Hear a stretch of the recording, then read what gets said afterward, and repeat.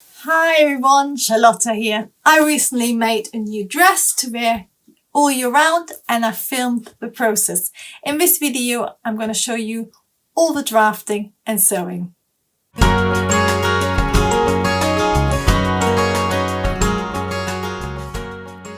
You start with both your bodice blocks, and I also changed my neckline and already added seam allowance at the back. The great thing about this style is that you can adapt it to your own taste. So I'm adding lots of volume to the front, but it could easily come from your back, it could come from your shoulder or from your neck. So you can really play around with it, but you just add lots of volume and you close all your darts and move all the volume into one position. You can add however much volume you want to do. You could do just your darts, which would be nice in a thicker material, but in a silk, for example, you can add a lot more. And the nice thing is you can actually start adding so much that you end up with one big square in silk, and then it's really beautiful to stitch together as well. I knew what width of tie I wanted to have for this dress, so I added roughly double the amount of volume and spread it all out. But you could easily make it single or double. I quite like the version I do, where all volume grows out of the bodice, but then the tie does something clever when you stitch it, and it also concentrates it and gathers it out without looking bunchy. Because sometimes you have lots of volume, it can look sort of sculptural, but maybe a little bit overdressed for everyday wear. I wear my dresses with bow every day. They're sort of a bit dressed up, but more casual smart, because they are sort of flattering, they're easy to wear, and you can dress them up and down. Saying that, I've also got a beautiful silk version, which works really well, and with that one I have not attached the tie like I've done here, but I've done the tie in the wrong side of the fabric, so it's a contrast. So you can either make it all out of one piece and attach the tie, or you can make it in a contrast color, for example, which is quite a nice detail as well. I'm making my tie for the bow to come out of my waist, but the nice thing is you can have it coming everywhere. You can have it coming further up, you can make it really long, you can make it really short, you could have it asymmetrically. There's lots of options to do. But the nice thing is you just end up with one piece for your front, and just by 2 lines of stitching you add and concentrate and secure all the volume for the bow effect. I like to add just 1 centimeter seam allowance everywhere I'm finished, but of course you might want to add more or less. One really important thing when adding all this volume is to make sure you get really smooth lines where you actually started your volume, because that's sort of often overlooked, but you don't want a sort of zigzag line, you want a really smooth line.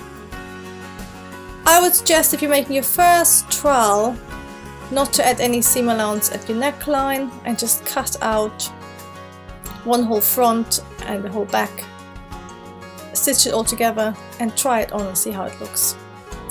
You can see here all my pieces ready to be made. I'm now also going to add a skirt, and I'm going to add a half circle skirt, and you can easily use your usual method. I've got a slightly different method where I actually start with the shape I want, whether it's a half circle or full circle or quarter circle, and then I fit my waist measurement in. And I like this method is because you don't have to draw massive circles. You can just use your existing waist, and you know it fits you perfectly, because if you work on big circles you easily go a half a centimeter wrong and you end up with a waist which is too big or too small, which is then quite tricky to change. So I like this method where I have my existing waist, and all I have to do is add seam allowance and smooth it out, and then I already have exactly the angle I want and the shape I want, and then I just extend it bit by bit and draw in a nice curve. As you can see, even I always sometimes get my paper size wrong, and I think it's quite normal with pattern cutting that you adapt as you go along.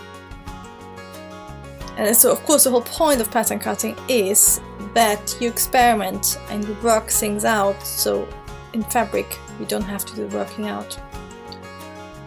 So if in doubt, do it wrong on paper, don't do it wrong on fabric. So you can see I'm smoothing it out, so I'm basically getting the same effect as a circle, but without having to rely on a really big tool or tape measure to get the circle I need. And then I'm also going to do the same for the center front. It's the same method, and you could do, I'm doing the center back and the center front unfold, and then the side seams for the zip, for example, on the pockets, which are very important, always think pockets. But you could easily just have one seam at the center back, for example, and just have it out of one piece. It all depends on what sort of fabric you're using. If you're using a very drapey fabric, you have to be a bit careful, because you would want your seams to be on the straight. So you sort of have to sort of think about these things. I think with circle skirts is you always want to have your on a really drapey fabric like a silk or wool, you want to have your seams on the straight. On a cotton like I'm using, I can get away with the seams being on the bias. It's just, I have to be quite careful stitching it. But if in doubt, try to get a straight of grain, because otherwise it won't drape as nicely.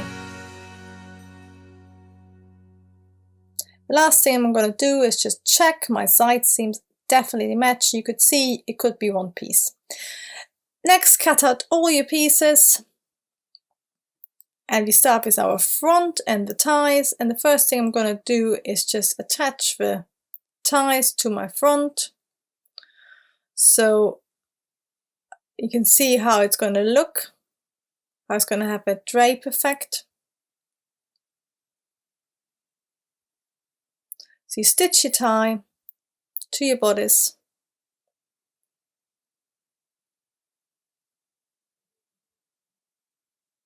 and this, of course, you could make it all of one piece, so you don't need to attach it. I put that seam in purely to save fabric, so I don't end up with a really long pattern piece.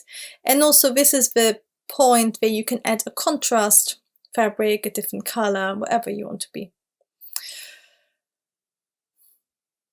Once you stitch all of together, the magic part comes. I'm going to fold my ties in half and then stitch exactly to my notch. I've ironed mine to one side, but you might want to iron it flat, but match up your seams, match up your ends, and then you stitch exactly to your notch. And with stuff like that where you're stitching to a notch, just make sure you backstitch. And I haven't done any fusing, but you might want to interface the area where your notch is with a very lightweight interfusing, just to strengthen it, because that's where all the pieces are going to meet, and that's the main pull you get. Saying that, on the 3 dresses I have, it's never ripped, so it's got a corner. So if you've got very soft loose fabric, you want to use interfusing, but with a cotton it seems to be strong enough. But also depends, of course, how often you wear it and so on. So if in doubt, add a little bit of interfusing, it won't hurt you. And then you stitch it all together and back stitch it. And I'm just using a normal stitch on my Bernina, 1 centimeter, and I'm not overlocking or anything, because this is all going to be hidden inside,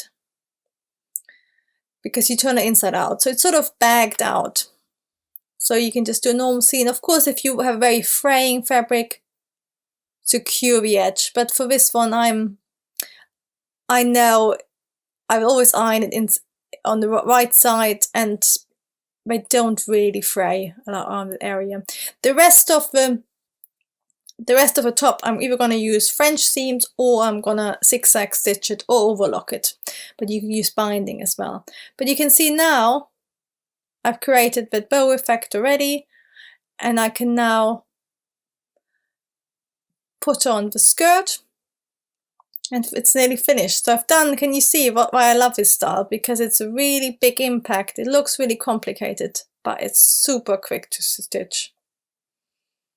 Which I love about pattern cutting. You get to sort of cut clothes, and if you do it cleverly, you don't actually have to do much stitching. You can get rid of all the darts and all the excess seams. You can make it quite minimalistic while still getting the effect.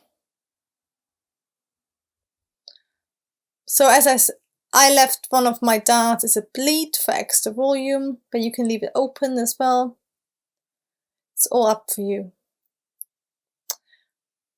If you leave it open, you can you have a slightly bigger waist, which means you have a bit of ease, which is perfect for breathing, or you can pin it shut and have a pleat.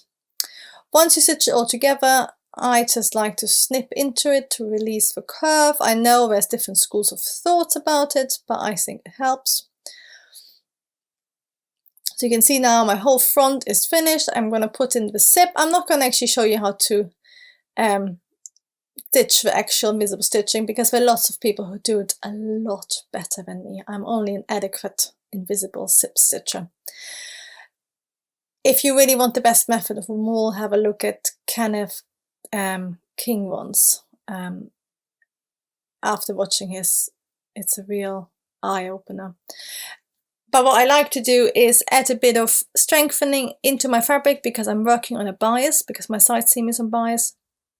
So all I'm doing is just getting 2 lengths of cotton tape, which I should have probably ironed, and making sure they're exactly the same length, marking them with tape where the seam allowance is, and then I'm going to stitch them into my seam on the wrong side, just to stop it stretching. So I'm going to stitch my back to my front, and then just leave an opening to put the zip in and strengthen that opening with the tape. And to tell you the truth, you can get it without the tape as well. It's just, I know it's on a bias, so I want to make it as easy as me. You could always just stay stitch it as well.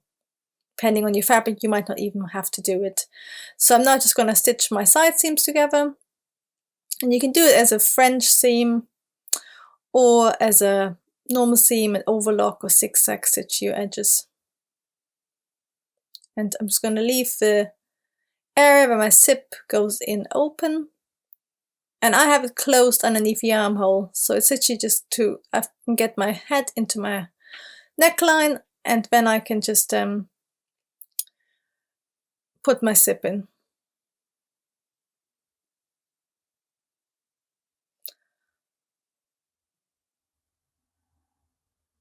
So I use the whole method where you stitch it shut with a really loose stitch, so some people do it by hand, and then you put the zip in right at the edge. The next thing I'm going to do is both my sleeves, and you can see I've created a really high cuff.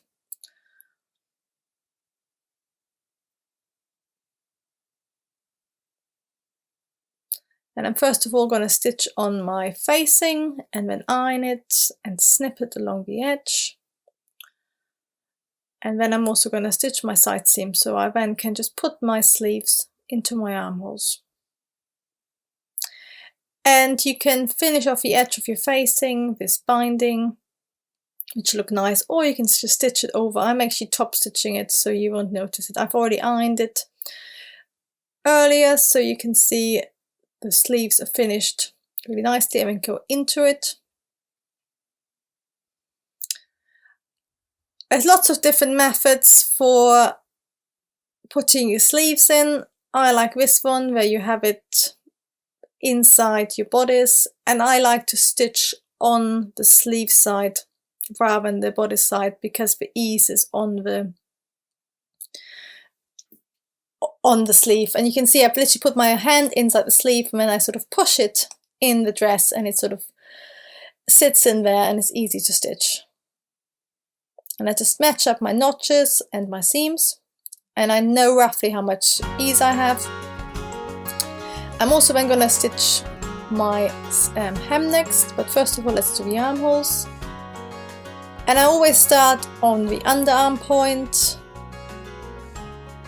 and then I just go straight to a notch, and then I just make sure I spread my ease equally. Of course, what you can do is that if you have lots of ease, pre-stitch it and gather it, steam it into the shape you need it. But on a cotton like this, it doesn't really steam and I haven't got much ease, so I can just get away with stitching as it is. But if you're using a wool with lots of ease, definitely pre-steam it.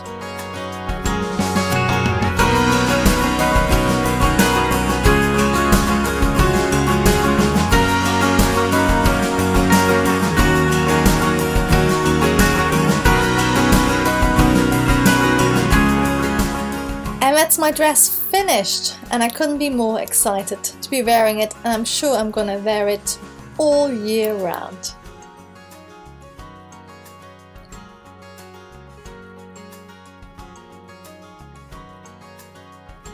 So this was all the drafting and sewing of the dress.